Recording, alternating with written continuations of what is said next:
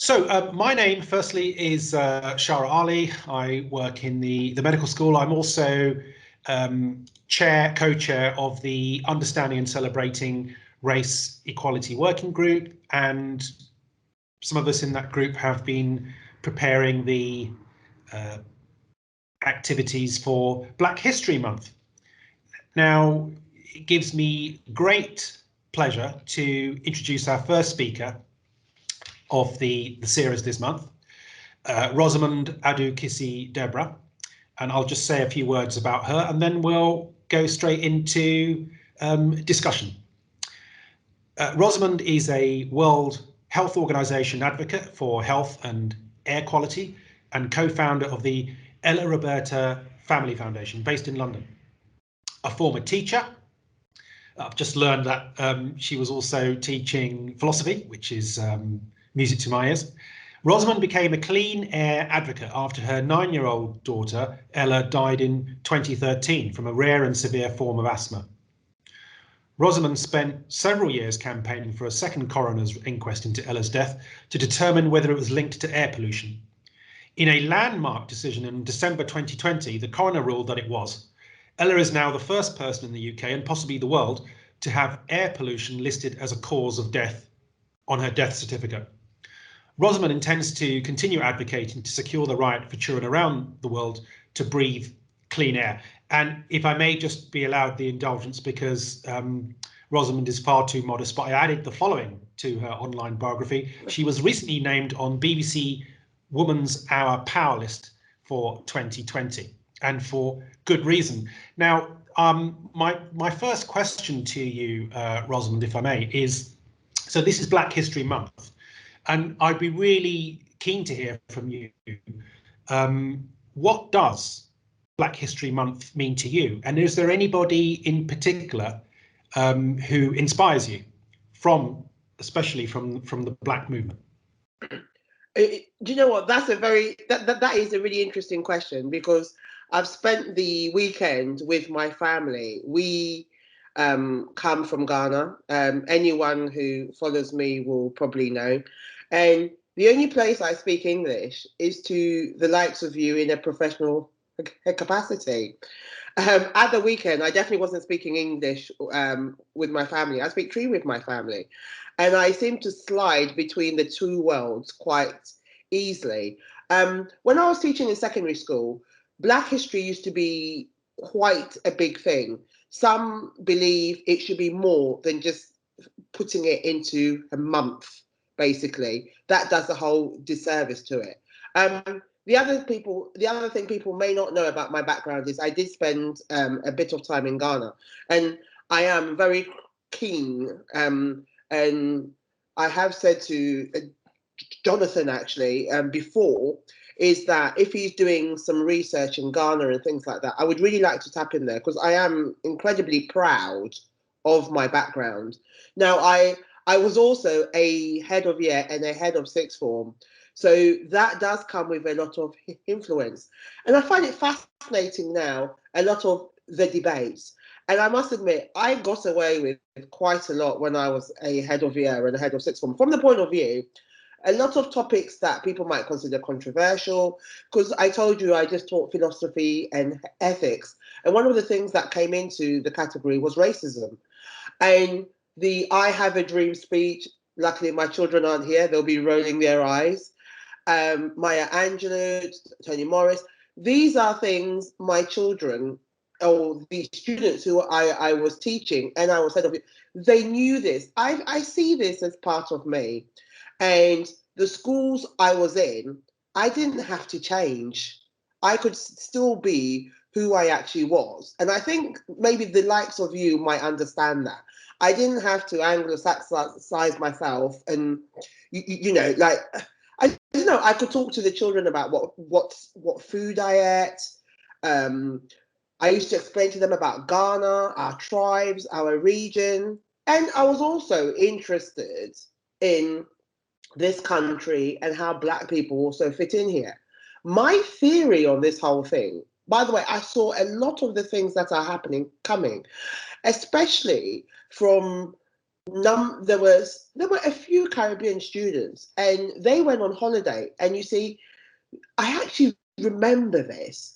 I remember them saying to me, "Oh, Miss Deborah, when we go home, we're deemed English when we get back to the Caribbean, and when we come here, we're not completely accepted."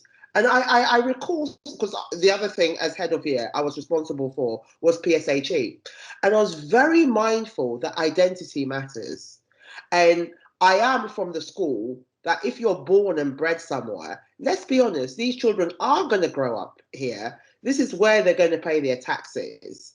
And I believe the way I brought up my children is they are from here, but they have a heritage. And don't worry, my family makes sure they never forget that as well. But it's very, very, very, very important for young people to feel as if they belong somewhere. So I always knew the whole issue with identity was going to rear its ugly head at some point.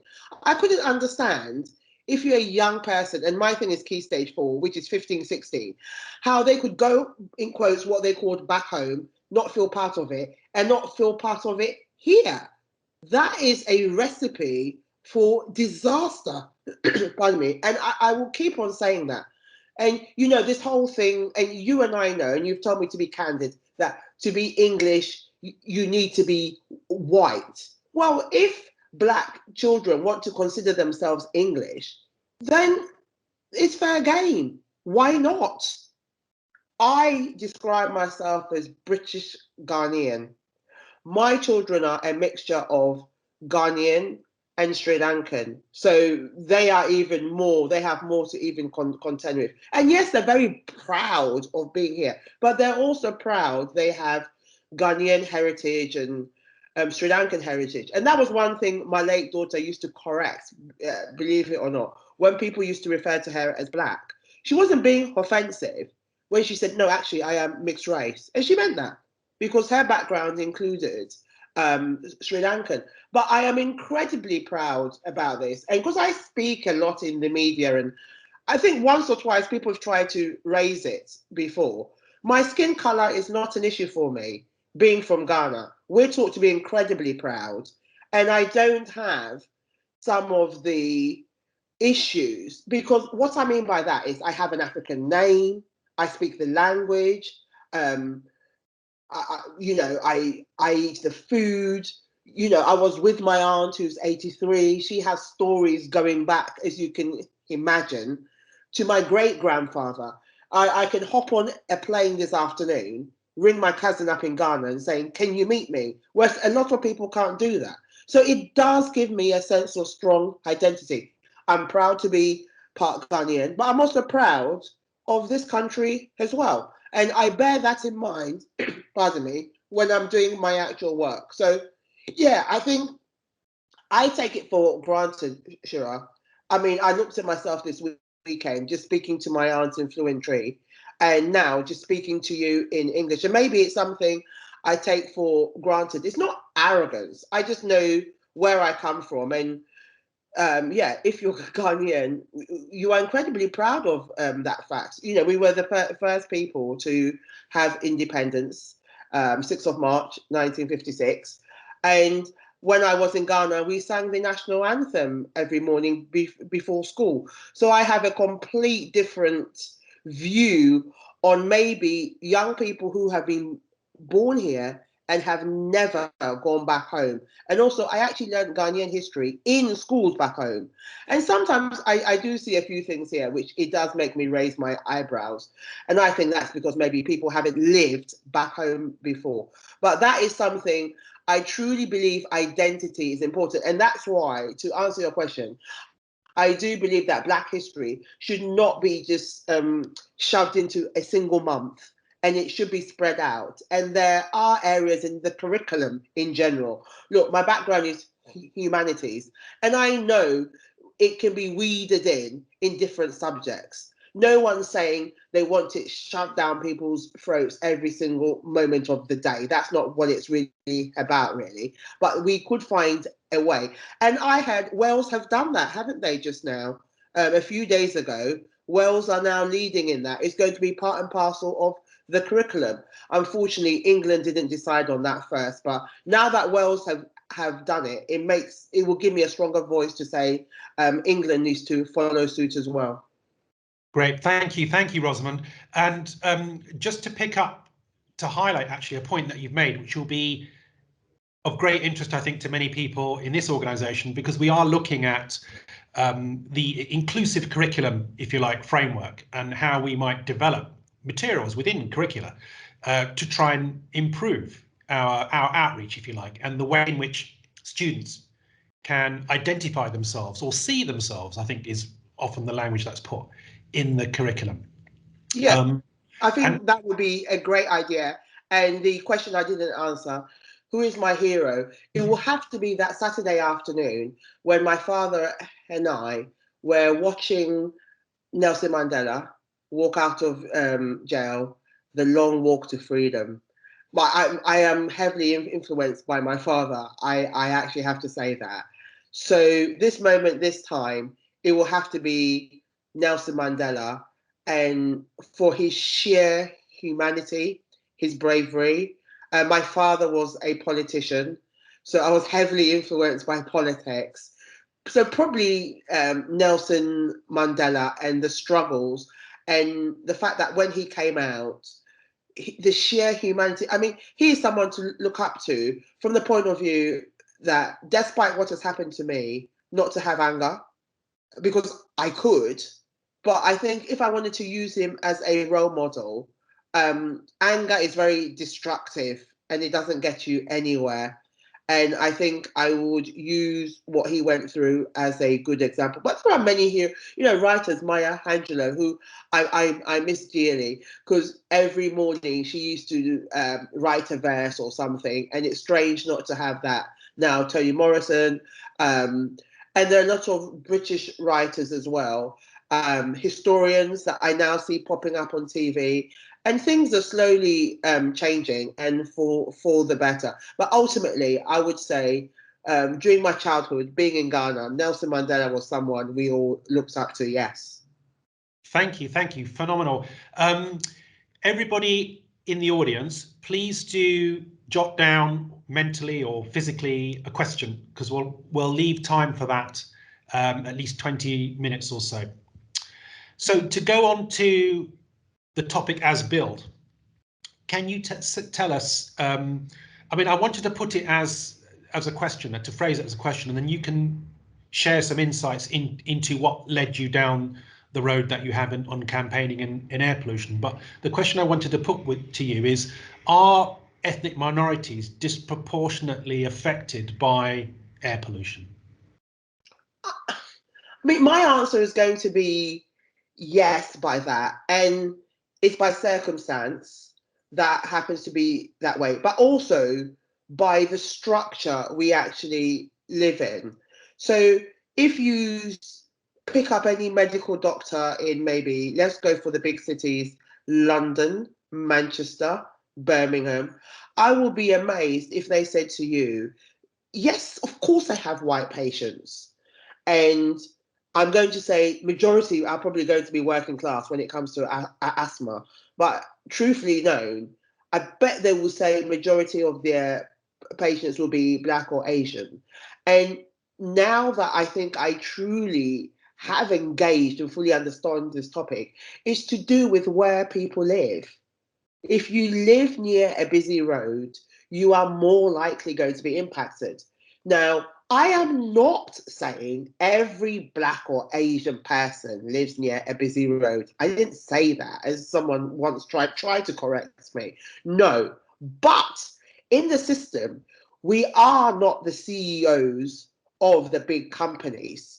If you look, and I'm talking about this country in particular, we are. Do you know what? One of the main things the government has got away with due to COVID is they were going to look into the differences in pay before COVID struck. So the BBC looked in where women came in and noticed there was a disparity there, and they were next going to move on to race. I don't think they are ever going to go back there again, because what they would have found is two people doing the same job are paid differently. Such a shame that never happened. And whether they will be brave enough to go back there now, especially after what's happened. And that is why look, people live where they can afford. And I think the surprise of people is when they've come to my area, they've been quite shocked at where I live. They just, I don't know whether they assumed I lived on the 18th floor of a council flat. There's nothing wrong with that. But they're quite surprised that I lived in the neighborhood where I did. But I did point out to them, when I started teaching 20 years ago, ideally where I wanted to live was Crystal Palace, and I'm quite honest with that. But even my wages at that time, I couldn't afford the property there. So even the likes of me, I had to go where my money stretched. But this is not a feel sorry for me story. Teachers of today who are starting out where I was over 20 years ago, they can't afford the property I now live in, economics of scale. So you go where your money can stretch. And in the scheme, look, you've now got more. When I started in my school, I was the first black head of year, the first black head of sixth form. Now things might be changing. But yes, there were teachers there, but we didn't have the leadership. We weren't in leadership the way we are now. Now you've got more head teachers who are black or Asian. So even that's changing. But you can only live within your means. And as we know, the houses that are closer to the roads are cheaper. And also, my parents will say to me, please remind them of historically when we came over here, they did put people in certain places. That's why, as you know, there are, like if you go to Southall and places like that, because that's when our parents came over, they were all put in these areas. But on a whole, poorer people, and it's not just poorer people, it's what job you do. Look, rent in London. I saw something the other day, 2 bedroom, £1,900. And I thought, what? How many people are going to be able to afford it? So that's why people live where they live. And it's not because they do not care about their health. I really get frustrated when people say that. You know, ethnic minorities care about their children just as much. And you only need to look at education to realize that. But maybe we would rather pay the private school fees because we think it will give them a leg up against the ladder than rather where we live. And, you know, making assumptions. Look, we care about the climate thing as well, the whole climate change. Of course we do. But we are in a system. And I've got to be honest, we do not hold the power. We don't. Even look at the environmental movement, Shira, as you know, how it's structured. There is barely, so there's myself. And again, people are coming through, but there aren't many of us.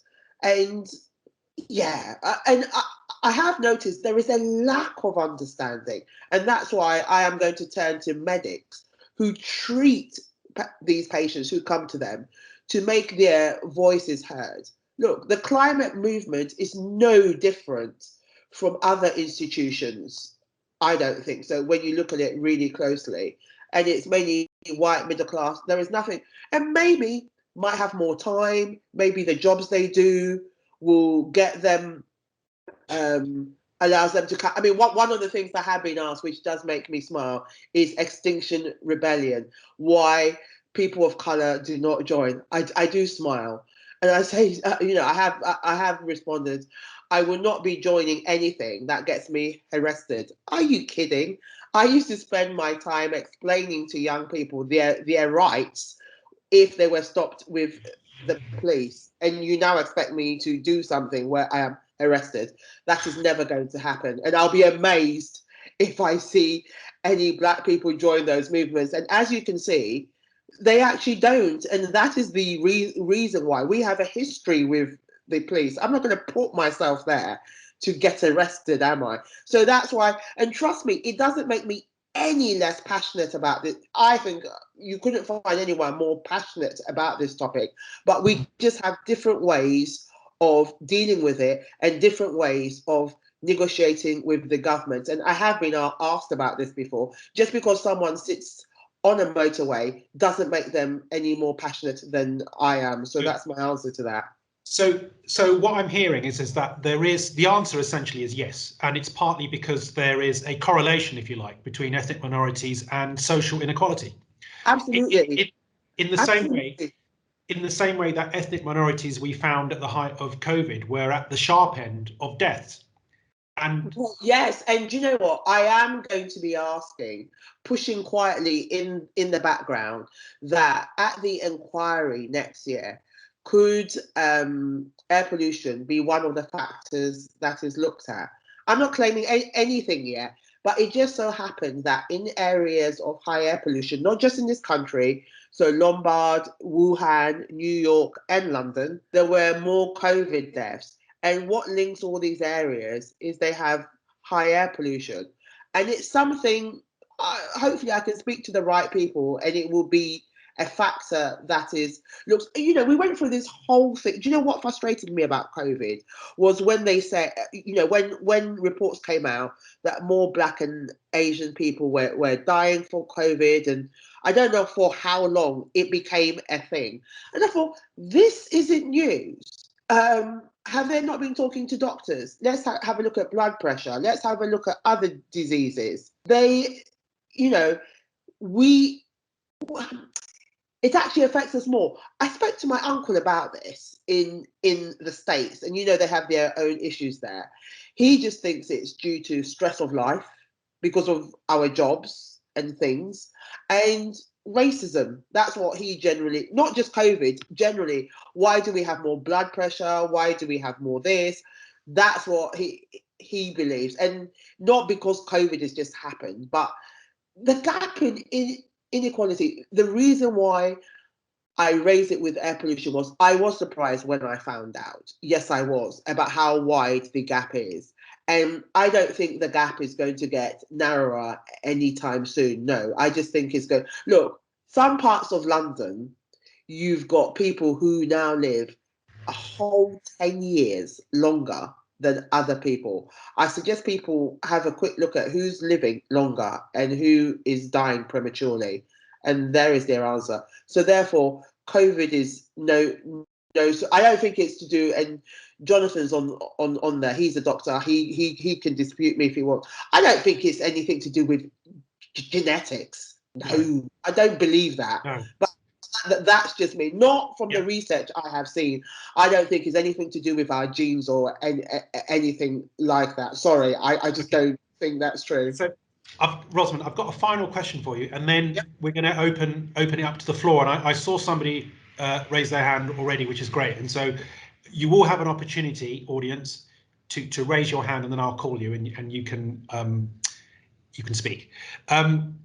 So you've spoken with great insight also around, if you like, the conundrum which, say, a Black person who's regularly accosted by police might face if they want to involve themselves in an environmental movement where the idea is to get arrested, right? And that's more difficult for them. I would really like to hear, in terms of the campaign that you have succeeded in, which obviously is very close to home and is very personal for you, how you managed to do that. What gave you strength? You've already said something about anger being, Aristotle might say there is righteous anger if it's well directed, but there's something more than that. And when you spoke about Nelson Mandela, his dignity, if you like, or his resilience, what is it, I think, within you that helped you to overcome the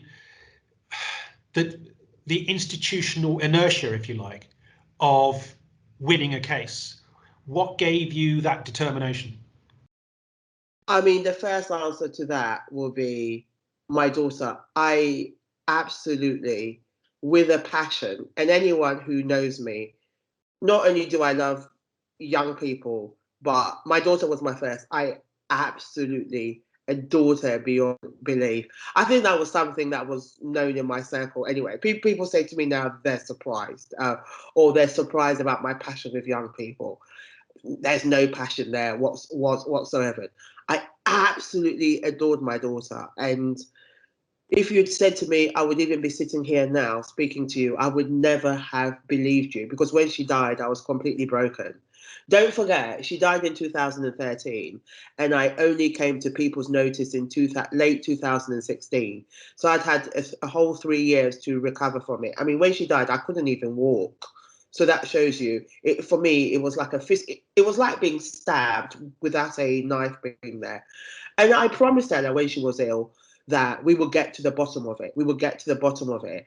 And I think ultimately, it wasn't because I was a campaigner or warrior, all these names which they give you in the media. And I was really, really lucky. Jonathan, who's on there, I kept on bumping into him in studios, and I just took my chance one day, and I said, "Look, would you kindly look at this for me?" And because he's on there, I just have to say to him that my family, because it's the first time I've seen them since the verdict. Oh, if only that people knew how grateful they are for everything.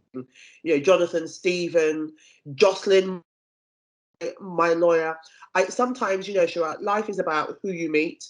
And okay, we couldn't save Ella, but I met some incredible people who were able to get together, come up with the evidence, and it's not just me, and we won it. Jocelyn, my lawyer, has never met my daughter before, but she was just so passionate as well as me to get, because you see, she meant a lot to me personally, and but she meant a lot to other people. This is what people don't get.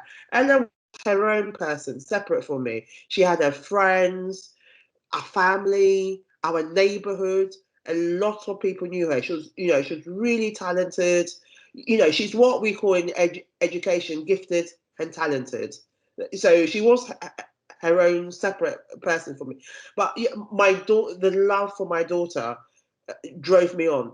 And then it was like this whole world opened to me. I didn't know anything about air pollution, and people are shocked. I do psychology, philosophy. When you manage a whole year group and then you manage a whole sixth form, you don't have much time outside with looking after 3 children as well. So it wasn't that I was ignorant about it, but it just wasn't in the media as much as it now. It would have come on my radar at some point, but no. But 100% the love of my daughter, and finding an answer allows me to live. It allows me peace of mind. And my job as the head of year and head of sixth form was about resolving problems. And I struggled with the fact that I couldn't help my own daughter. And I can see her doctors going, God, you didn't half try. But yeah, do you know what? Sometimes love alone is not enough, and the amount of resuscitations I did and the doctors, and I'm sure we have a doctor online will say, there's only about 33% chance of resuscitation even working. So the fact she survived for 28 months, yeah. Do you know what? I don't know. I will never understand why her, and I don't think like that. But I'm glad I got the answer for her. And today, I know why. Look, Gerard, there's nothing worse than when your child dies, not knowing why. And what I mean by that, she was incredibly healthy, and then suddenly she wasn't. And as a teacher, as a researcher, you always want answers. And ultimately, there are so many I have to thank for working so hard and coming. And that's why I really went for that, is to get an answer. And for my other, I do have other children as well. And they also wanted to know why their sister had become chronically ill. So it was for me, it was for her, it was our family, and hopefully it will save many lives. It didn't save her, but it will save. And do you know what? Ellen would take that. She was very kind, and I have said this before. She asked Dr. Wallace at Great Ormond Street, "Is there anybody else who has asthma as bad as me?" So that tells me she was concerned about other people. And at that time, he said no. So it makes me think she would approve. And getting people say, "Why do you carry on?" If she was here and I'd found out something like this, she would be incredibly disappointed if I just sort of sat down and did nothing about it. So that's why I continue, because I know there are others like her who still continue to suffer, and maybe they don't have a voice like the voice you have given me for today. So thank you for having me. Well, Rosamund, and I'm sure I'm not alone in this, I just found that incredibly moving. It's bringing a tear to my eye. I'm going to open it up to the audience now. Please raise your hand if you have any questions or comments. Who'd like to go first? Jonathan. And then Elisa after that. Likewise, a very, very aggressive, moving story. It's I've got I guess a comment is related to the disparities that you see about health outcomes in different populations based on race and ethnicity. I think what's interesting is if you take blood pressure, you mentioned that, Rosamund, that is higher. But when studies then account for exposure to air pollution, those disparities get significantly less. So, in other words, as you say, you're not talking about any specific genetic polymorphisms or anything. That it's the environment and what we haven't teased out. Well, I mean, air pollution is an obvious one, but clearly there are a huge number of other additive environmental inequalities out there that we really have to focus on. So, you know, this hopefully, I mean, if we can reduce air pollution, it will benefit all, but then we should also think about all the other environmental insults that people who live in those areas suffer. Thank you, Jonathan, and thank you for everything which you continue to do. And it's due to your passion on this topic and caring enough.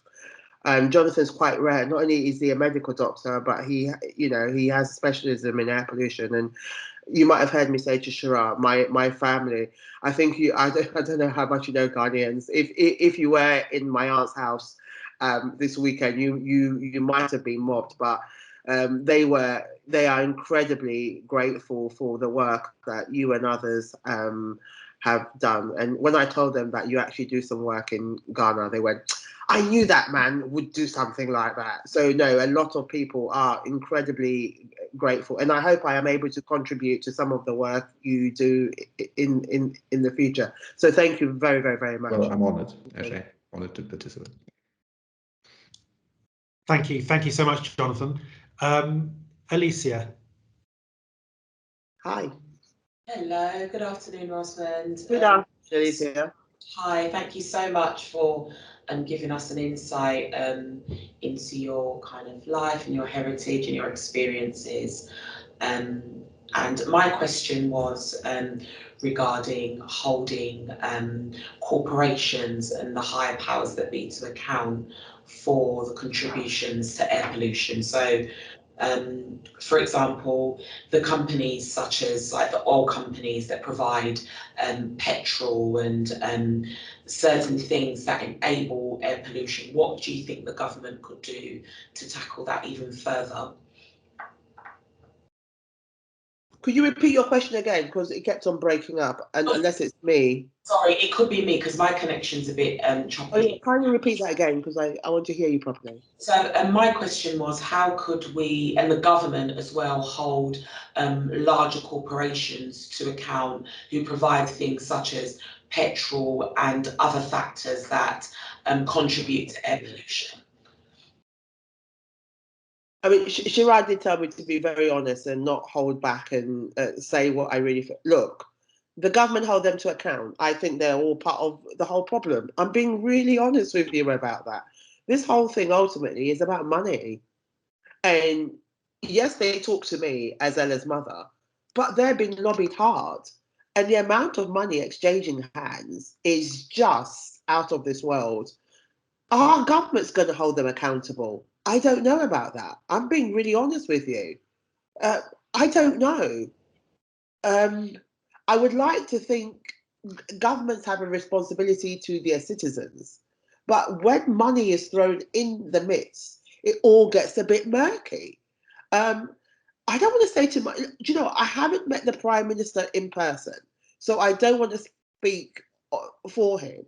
I like to believe he's a man of integrity. I like to believe he cares about the health of the population and he will put our health first.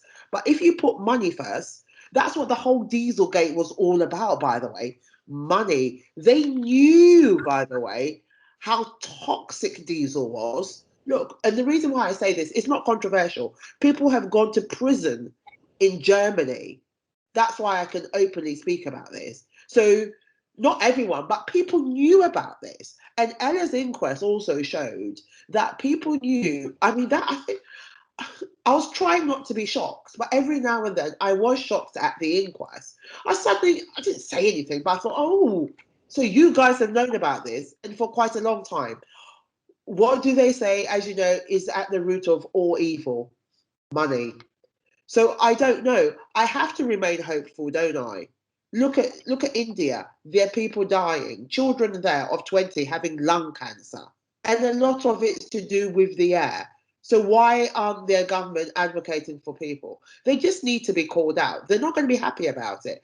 But we live in such a capitalist society, don't we? It's all about money. So they need to decide that they want to put the health of their people, their citizens first. Then they will make different decisions. But if colluded, look, it's not me. Look in Parliament what other boards people sit on. You'll be amazed. They do. The same MPs and lords, they all sit on these boards of these fossil fuel companies. It's there. So let's wait and see what happens at COP26. Let's wait and see. That's my experience. Thank you. Thanks. Great question, Alicia, and great, honest answer, Rosamund. And actually, I felt you were quite diplomatic, so bonus marks. Any further questions? Otherwise, I've certainly got a few more I could ask. Rachel, please. It's not so much a question as a comment. I wanted to say, so I came along to hear what you know, because I was very interested to hear you speak. I followed, obviously, the case in the media and things like that. So thank you. You're such an inspiring person. I really would like to thank you for coming today. And the second point is, I've really kind of made me think about things. And so I teach physiology to the medical students, first and second years. And we've been doing, funnily enough, we've been doing the respiratory module and teaching them. We have, you know, but I think it's made me think, you know, things like genetics we think about, and I'm not sure we're focused, it's not going into the curriculum as much as you should be. We do a lot on public health, but environmental issues as well. I think one thing that you're sort of leading on is really getting it out there. And I don't think that message is still getting heard, is it, about how important our environment is for our health, right? It should be changing. That's what the coroner recommended. That's what the coroner recommended. The coroner recommended that medics need to change. Yes. Please, Shiral, someone, you need to get what the coroner said to people. And one of the things, he's very specific about medics. What I'm hoping Stephen Holgate and Jonathan, who is on this, can do is, they know far more than I do, but about the impact of air pollution on health, on organs. So when you look at the organ from Ella's heart, if you think she was having cardiac arrest, her lungs, literally you can pick the body, and every single organ, air pollution does impact on it. And maybe that's what you would need to teach your students. But I think change, as you know, Rachel, takes a while. But I think ultimately the curriculum will change a bit to come. One of the things that, Rachel, please, and I must stress this to you, new medical students need to understand about asthma. You can't go and practice in these cities of high air pollution and not understand asthma. It's very worrying that, and the reason why I say this, I'm not talking out of turn. I have given lectures to GPs themselves, because I used to be a bit intimidated, think, oh, they're GPs. And people said, no, not all GPs are aware of some of the things you are. So please, new students coming out, especially if they're having to practice in London and things like that. They need to understand about the dangers of asthma. And Jonathan will be glad I'm saying that. The NICE guidelines or the BTS, they need to know about those as well. But I think things will change. But I've been in education a long time, and they're not going to. But if you wanted to, look at Stephen Holgate's, I think his thing is called Every Breath Matters. That's the reference for you. It's a massive document. I hope I haven't got that wrong. And look it up. And it shows you air pollution impacting from the cradle or even before they are born, all throughout the lifetime span till the end. That is a great piece for young people to get their teeth into. That's one of the recommendations I would give.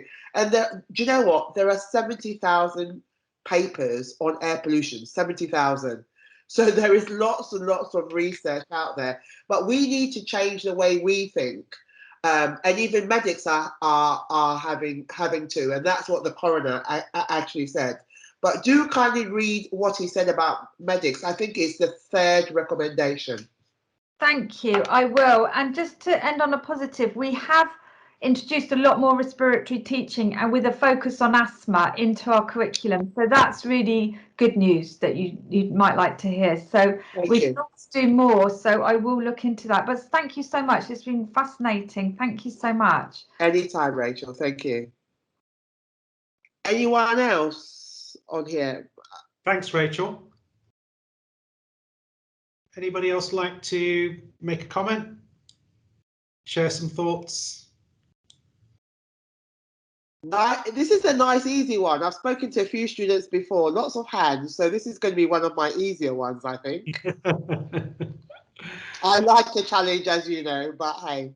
No, can I just say, though, thank you, everyone, for having me and giving up your lunchtime. I've just noticed the time, 1 o'clock, to be here. I am incredibly grateful. Okay, so final question from me, if I may. Go ahead. So we've talked about social inequality and the deprivations that go along with that, and perhaps the way in which that can contribute towards circumstance where ethnic minorities might be more at risk. Where do you see, putting your sort of future hat on, how do you see things improving in the time, in what time frame are things going to improve? And you mentioned environmentalism. Obviously, we've got a climate catastrophe looming. What is the key ingredient that we need to get people on track to avoid these essentially man-made environmental ills in the rapidly diminishing time that we've got available? Well, for me, it's not 10 years' time, 11 years' time, is it? The worst has already happened. And my prediction is Ella may be the first with air pollution on her death certificate. Let's be honest. I think there are many more others that have happened. Firstly, you need to recognize there's a public health emergency. If you recognize that fact, then put it this way, if there is a public health emergency, you can admit that the government's reactions, they have been very slow and forthcoming. When they talk about 2050 or 2030 even, if I say to you every year, England, Scotland, Northern Ireland and Wales, 22 to 24 children die every year from asthma, just asthma I'm mentioning, then 9 years' time, that shows you how many more children would have died. I do not see the urgency there yet. We're going to COP. The cynic in me says a lot of the deals have already been done, and it's just all going to be, in quote, showboating. But that's the background I come from, and that's what experience has taught me so far. However, I can't give up hope. But my hope lies again with young people who are incredibly passionate about this topic. And if it wasn't for COVID, they would have marched and demanded more. My message to them is don't give up. continue to demand.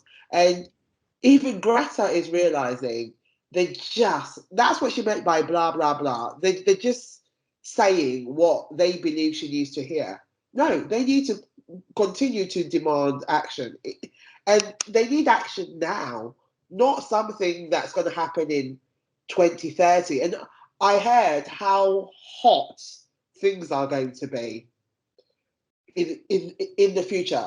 You know, I would do my bit. I can only do so much. But ultimately, what's my hope? My hope is medics are going to, government generally tend to listen to medics. And I look what they did over the tobacco and how that is now, you know, tobacco used to be in films, it used to be this cool thing, and medics fought and fought and fought. And unfortunately for them, medics who don't like to get involved in politics, I think they are going to have to, again, put on their hats and demand, because at the end of the day, they see the impact. You know, we've now been told, look how long the waiting list is in the hospitals now. And otherwise they're going to have burnout. So they're going to have to demand, and all of us are going to have to demand, and we are all also going to have to do our bit. But I do believe, what should there be? And I've told the government this, there needs to be a public health campaign about this. Because right now, all I see on my screen every night is advertising electric vehicles. Or every time I watch a football match, advertising Ford, or do you see, all fossil fuels again. And look, they don't pay all that money for no reason, by the way. So I think the government need to get incredibly serious about this. And they can say all they want. Action speaks louder than words. And right now, I do not see much action. There are more words. And yes, the words are encouraging. But ultimately, I am Ella's mum. And I don't think there's anything they can actually do that's ever going to satisfy me. And I do admit that. Look, when you lose a child in the circumstances, how I lost my daughter, for 28 months, she was suffocating on her mucus. We didn't even know where the mucus was coming from. And when Stephen Holgate explained it to me, I was absolutely stunned. And I don't want any other child to go through that. So my question to the government is, are you really serious about this? But we can't give up hope. Look, if you give up hope, you actually die. So I remain hopeful, but I need them to take this seriously. I think they're just saying what people want to hear. And why do I say that? Because there's not a lot of substance to what they are saying, right? And that's why some people are so furious they are doing what they're doing. But Shira, we need, and you know, all the work you do as well, we need to continue, and we need to ask more of them. They get let off so lightly. This needs to become something that we are all passionate about. It shouldn't be seen as a fringe thing. This is something that all people, and look, politicians, one of the things they are interested in, as you know, is votes. You know that. And if they thought they were going to lose an election based on this topic, you will see how quickly they'll start acting. So there's a clue for you. I hope that's a good one to end on. I see you are smiling because you know exactly what I mean by that. All right. Thank you, Rosamund. Look, that was, I'm going to invite people to unmute themselves in a minute so we can give a proper round of applause. But that was a deeply inspiring, moving education in the last hour. And thank you so much. Before we join in the applause, I'm just going to give a plug to the rest of the series. So it's very memorable. On a weekly basis, for the month of October, we have this lunchtime series. For the next 3 weeks, it will be on a Wednesday at 1 o'clock. This was Tuesday, but next week it will be Wednesday, and for the next 3 weeks. So if you've enjoyed this, please come along to the next ones as well and tell all your friends and colleagues. Next Wednesday, 13th October, 1 p.m, we'll be hearing from Dr. Fiona Bartels-Ellis, and her topic is institutional racism, myth or reality. So finally, just please do unmute yourself and give Rosamund your hearty thanks. Thank you so much, Rosamund. Thank you so much.